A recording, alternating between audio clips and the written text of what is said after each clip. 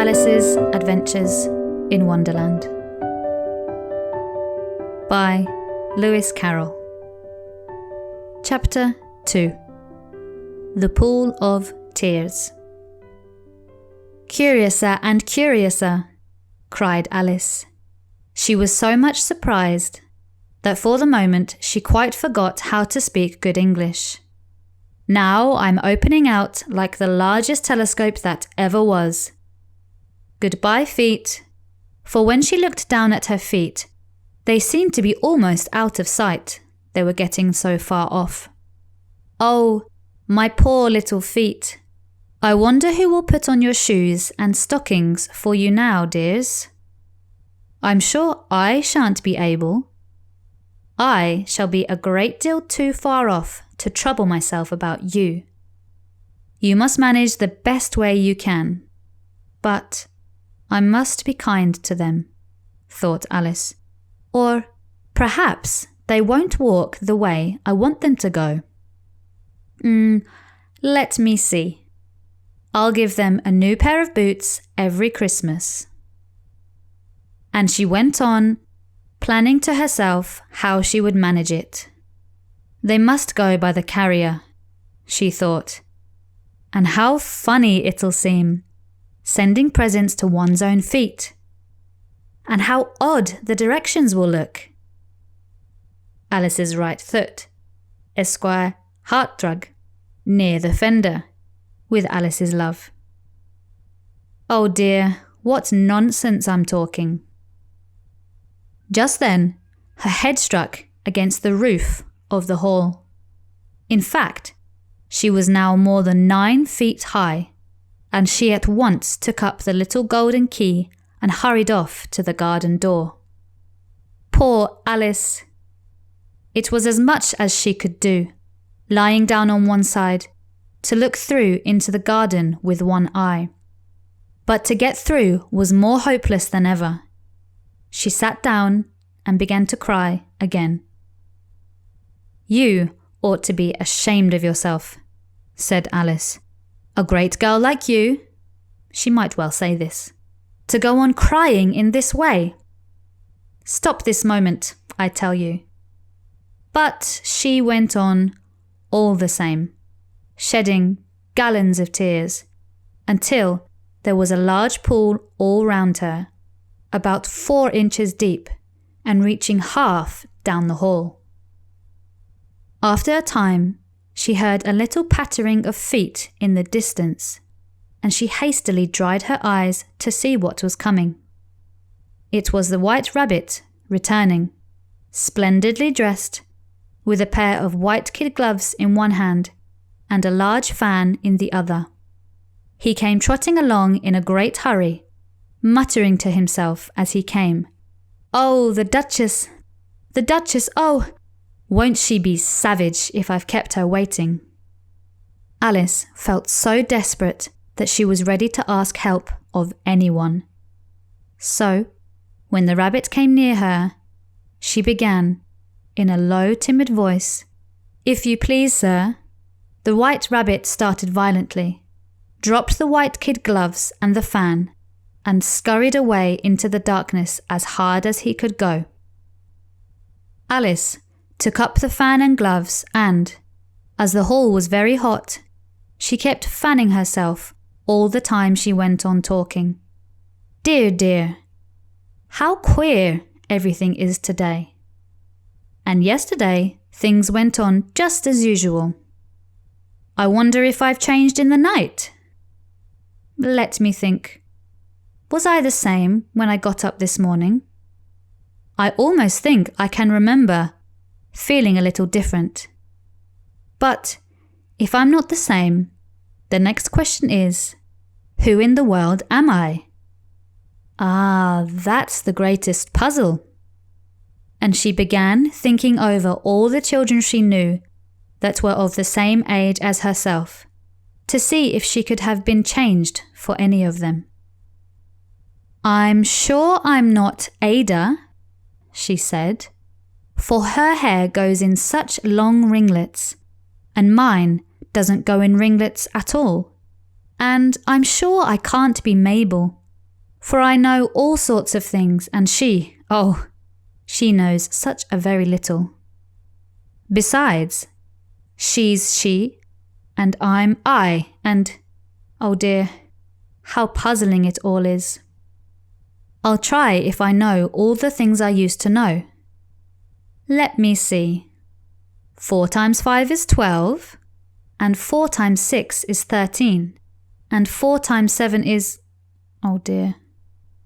I shall never get to 20 at that rate.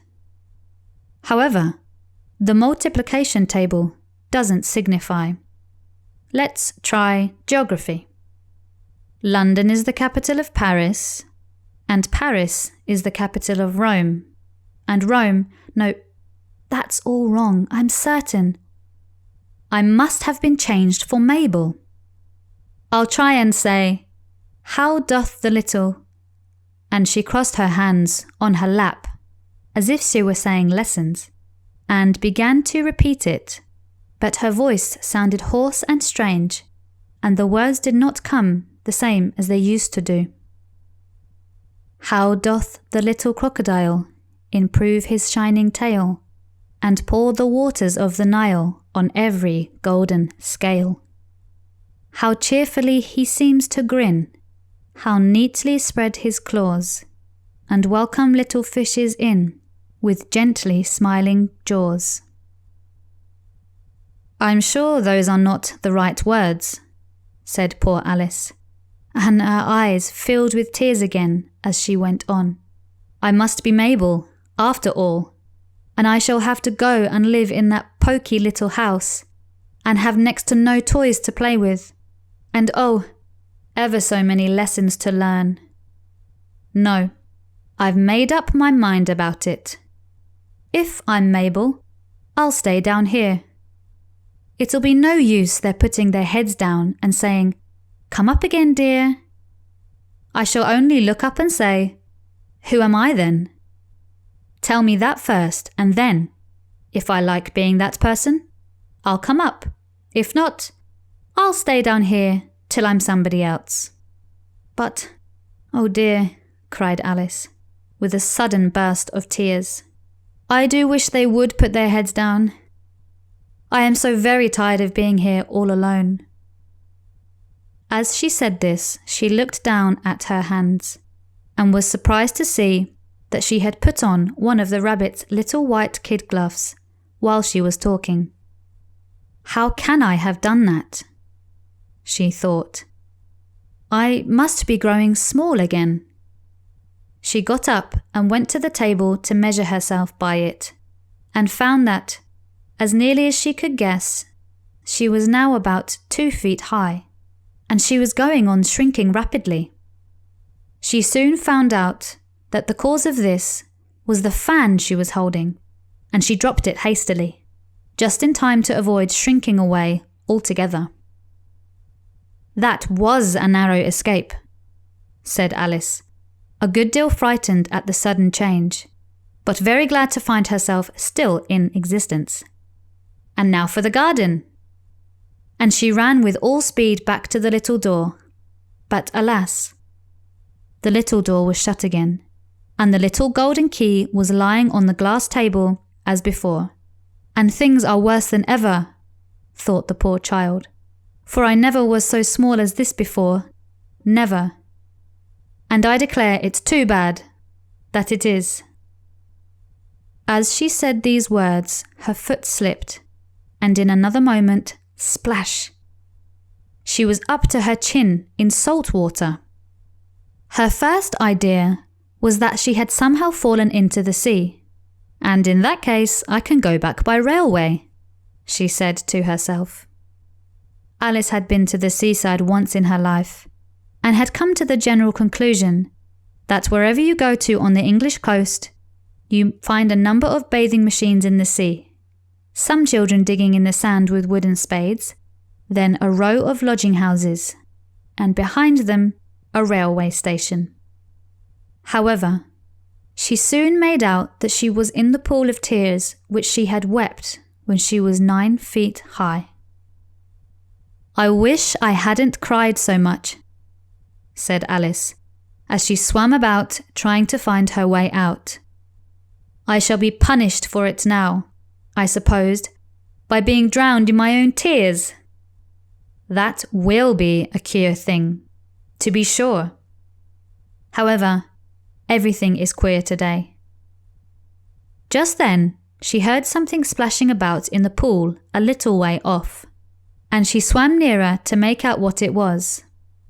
At first, she thought it must be a walrus or hippopotamus, but then she remembered how small she was now, and she soon made out that it was only a mouse that had slipped in, like herself. Would it be of any use now, thought Alice, to speak to this mouse? Everything is so out of the way down here that I should think very likely it can talk. At any rate, there's no harm in trying. So she began. Oh, mouse, do you know the way out of this pool? I am very tired of swimming about here. Oh, mouse. Alice thought this must be the right way of speaking to a mouse. She had never done such a thing before, but she remembered having seen in her brother's Latin grammar a mouse, of a mouse, to a mouse, oh mouse. The mouse looked at her rather inquisitively and seemed to her to wink with one of its little eyes, but it said nothing. Perhaps it doesn't understand English, thought Alice. I dare say it's a French mouse, come over with William the Conqueror. For, with all her knowledge of history, Alice had no very clear notion how long ago anything had happened. So she began again. Où est ma chatte? Which was the first sentence in her French lesson book. The mouse gave a sudden leap out of the water and seemed to quiver all over with fright. Oh, I beg your pardon, cried Alice hastily, afraid that she had hurt the poor animal's feelings. I quite forgot you didn't like cats. Not like cats, cried the mouse in a shrill, passionate voice. Would you like cats if you were me? Well, perhaps not, said Alice in a soothing tone. Don't be angry about it. And yet, I wish I could show you our cat Dinah. I think you'd take a fancy to cats if you could only see her. She is such a dear, quiet thing, Alice went on, half to herself, as she swam lazily about in the pool, and she sits purring so nicely by the fire, licking her paws and washing her face. And she is such a nice soft thing to nurse, and she's such a capital one for catching mice. Oh, I beg your pardon, cried Alice again, for this time the mouse was bristling all over, and she felt certain it must be really offended. We won't talk about her any more, if you'd rather not. We indeed, cried the mouse, who was trembling down to the end of his tail. As if I would talk on such a subject. Our family always hated cats. Nasty, low, vulgar things. Don't let me hear the name again. I won't indeed, said Alice, in a great hurry to change the subject of conversation. Are you fond of dogs? The mouse did not answer. So Alice went on eagerly. There is such a nice little dog near our house. I should like to show you. A little bright-eyed terrier, you know, with such long curly brown hair. And it'll fetch things when you throw them, and it'll sit up and beg for its dinner and all sorts of things. I can't remember half of them. And it belongs to a farmer, you know, and he says it's so useful, it's worth £100. He says it kills all the rats and, oh dear, cried Alice in a sorrowful tone. I'm afraid I've offended it again. for the mouse was swimming away from her as hard as it could go, and making quite a commotion in the pool as it went.